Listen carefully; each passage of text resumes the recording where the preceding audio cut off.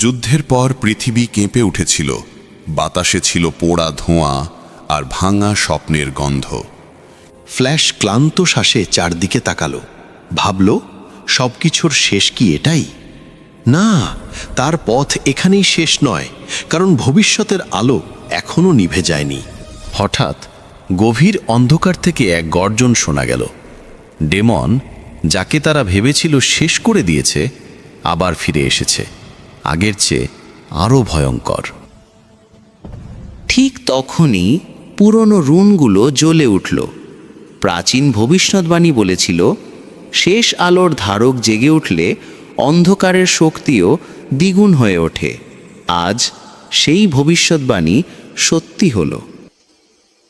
ফ্ল্যাশের শরীরে সোনালি বজ্রপাত জ্বলে উঠল। অবিশ্বাস্য শক্তির ঢেউ তার শিরায় ছুটে চলল। এ যেন নতুন জন্ম, নতুন ফ্ল্যাশ। ডেমন হেসে উঠল। তুমি ভেবেছ আমাকে হারাতে পারবে? আমি অন্ধকারের শেষ সীমা, আর তুমি শুধু আলো। তার কণ্ঠ বাতাস কাঁপিয়ে দিল।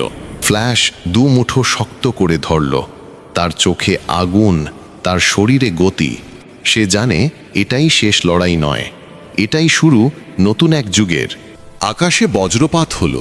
ফ্ল্যাশ ফিসফিস করে বলল, যতক্ষণ আলো আছে অন্ধকার জয়ী হতে পারবে না। তারপর সে দৌড়াতে শুরু করল, অসীম গতির দিকে, নিয়তির দিকে।